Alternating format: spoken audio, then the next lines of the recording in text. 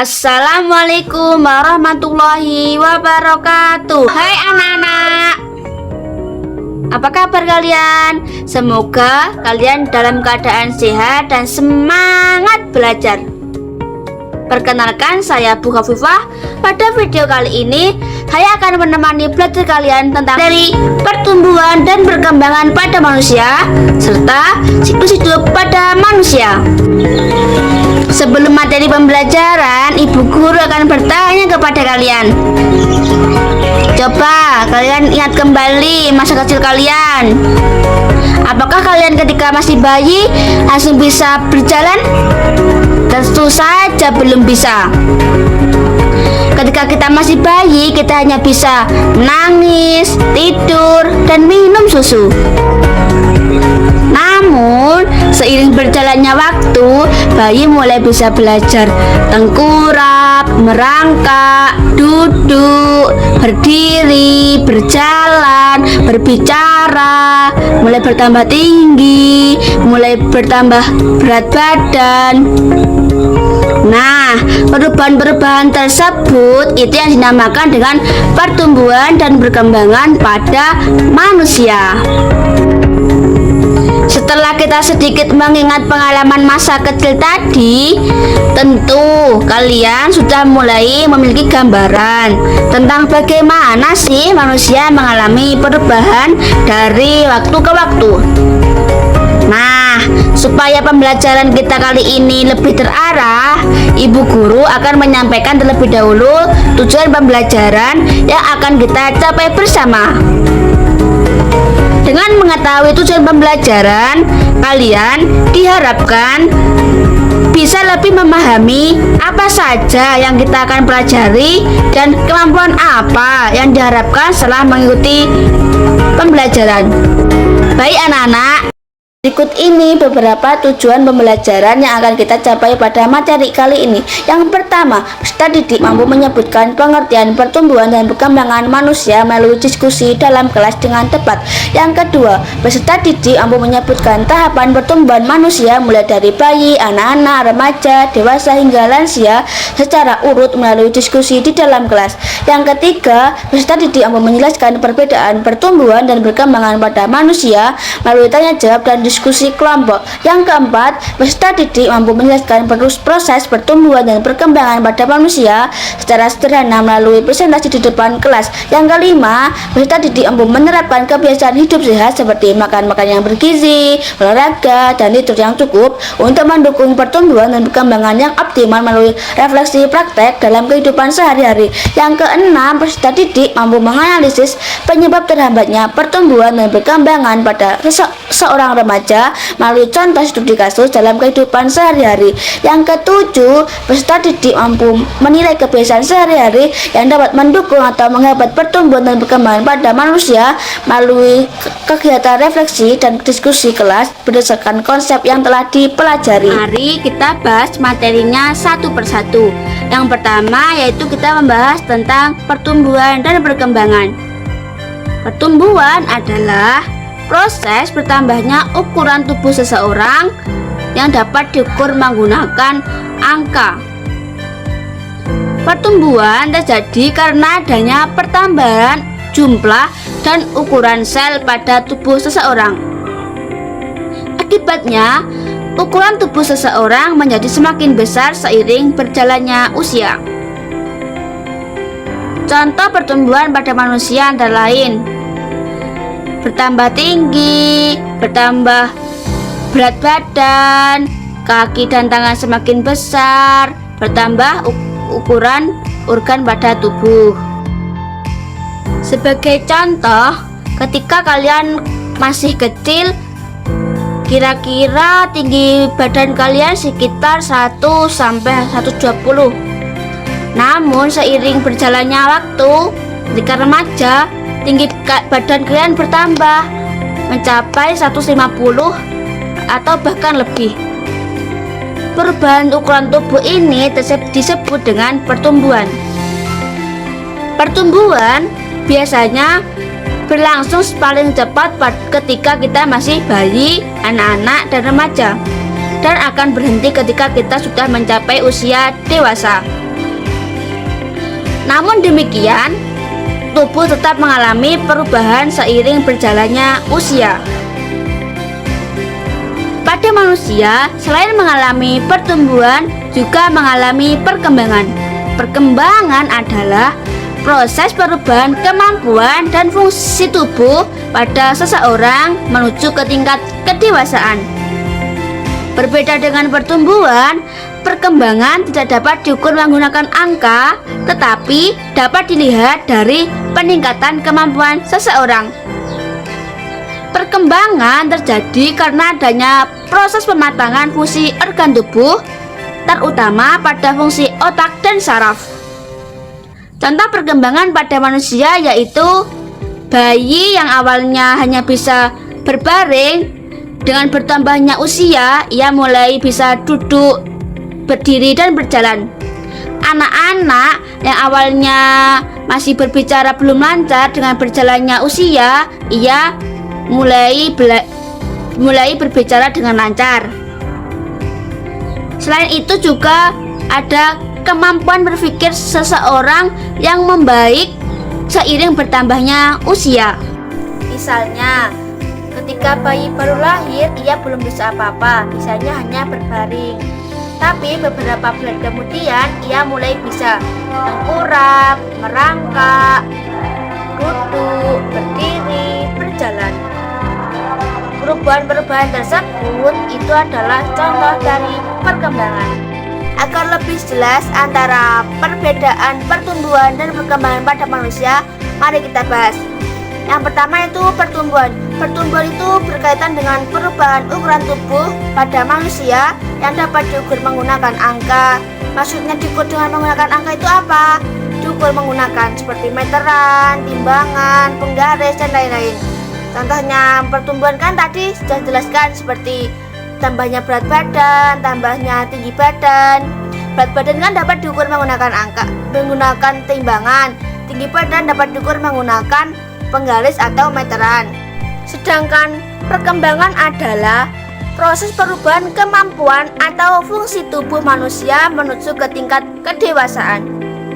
Perkembangan tidak dapat diukur menggunakan angka, tetapi dapat dilihat dari peningkatan kemampuan seseorang. Contohnya, seperti tadi, bayi yang baru lahir kan ya belum bisa apa-apa, biasanya hanya baring. Setelah beberapa bulan kemudian, ia mulai bisa mengangkat kepala, tengkurap, merangkak, berdiri, berjalan. Nah, perubahan-perubahan tadi itu dinamakan perkembangan karena itu adalah perubahan dari kemampuan seorang bayi yang awalnya belum bisa apa-apa, akhirnya setelah beberapa bulan ia bisa melakukan hal-hal tersebut. Jadi dapat disimpulkan bahwa pertumbuhan itu perubahan ukuran tubuh manusia, sedangkan kalau perkembangan itu perubahan kemampuan fungsi tubuh seseorang pada manusia. Paham kan? Kalau sudah paham, mari kita lanjut ke materi selanjutnya. Pertumbuhan dan perkembangan memiliki beberapa faktor yang mempengaruhi. Yang pertama yaitu faktor genetik atau keturunan. Faktor genetik atau keturunan dari orang tuanya dapat diwariskan kepada anaknya. Misalnya, orang tuanya tersebut berpostur tinggi, bisa jadi anaknya nanti juga memiliki postur yang tinggi. Orang tuanya berbadan gemuk, bisa jadi nanti anaknya juga berbadan gemuk. Yang kedua yaitu faktor gizi dan nutrisi. Gizi merupakan faktor yang sangat penting untuk mendukung pertumbuhan dan perkembangan. Tubuh memerlukan berbagai zat gizi seperti karbohidrat, protein, lemak, mineral, vitamin. Jika seseorang kekurangan gizi, maka pertumbuhan dan perkembangannya dapat terhambat. Oleh karena itu, kita harus mengkonsumsi makanan yang bergizi. Yang ketiga yaitu pola hidup sehat. Kebiasaan sehari-hari juga mempengaruhi pertumbuhan dan perkembangan. Contohnya, harus memakan makanan yang bergizi, berolahraga secara teratur, tidur yang cukup, menjaga kebersihan tubuh, minum air putih yang banyak. Kebiasaan tersebut dapat membantu tubuh tumbuh dan berkembang secara optimal. Anak-anak, sebelum kita lanjut ke materi selanjutnya, Guru mau bertanya kepada kalian. Menurut kalian, apakah tinggi badan yang bertambah termasuk pertumbuhan atau perkembangan? Ya, benar sekali. Tinggi badan yang bertambah termasuk pertumbuhan karena dapat diukur dengan menggunakan meteran atau penggali. Nah, sekarang kita masuk materi yang kedua, yaitu siklus hidup manusia. Siklus hidup manusia adalah tahapan kehidupan yang dialami oleh manusia sejak sebelum lahir sampai usia lanjut atau lansia. Siklus hidup manusia dimulai dari proses pembuahan atau fertilisasi. Fertilisasi terjadi dari sel sperma dari ayah bertemu dengan sel telur dari ibu. Dari proses tersebut terjadi pembuahan yang terbentuk menjadi zigot. Zigot kemudian berkembang menjadi embrio, lalu berkembang menjadi janin yang tumbuh di rahim seorang ibu selama 9 bulan. Setelah masa kehamilan selesai, bayi akan lahir dan memulai tahap kehidupan berikutnya, yaitu menjadi bayi. Tahapan bayi. Masa bayi dimulai dari sejak lahir sampai sekitar berusia 2 tahun. Pada masa ini, pertumbuhan dan perkembangan berlangsung secara cepat. Bayi yang awalnya belum bisa apa-apa, ia mulai bisa mengangkat kepala, bisa mulai tengkurap, bisa mulai merangkak, bisa mulai duduk, bisa berjalan, bisa berbicara. Yang selanjutnya yaitu tahapan anak-anak. Masa anak-anak berlangsung sekitar usia 2 tahun sampai 12 tahun. Pada masa ini terjadi pertumbuhan tinggi badan sangat cukup pesat, berkembang kemampuan motorik, berkembang kemampuan berbicara, berkembang kemampuan berpikir. Pada masa ini, anak-anak juga mulai belajar berbagai pengetahuan di sekolah. Yang selanjutnya yaitu tahapan remaja. Masa remaja biasanya terjadi pada usia 12 tahun sampai 18 tahun. Tahapan ini ditandai dengan pubertas, yaitu masa ketika tubuh mengalami perubahan menuju kedewasaan. Perubahan yang terjadi antara lain pertumbuhan tinggi badan yang sangat cepat, perubahan bentuk tubuh, perubahan suara pada laki-laki, perkembangan organ reproduksi, mengalami menstruasi pada perempuan, payudara membesar pada perempuan, munculnya jagun pada laki-laki, dan lain-lain. Pertumbuhan tersebut dipengaruhi oleh hormon dalam tubuh seseorang. Selanjutnya tahap dewasa. Pada masa dewasa dimulai dari usia 18 tahun sampai 60 tahun.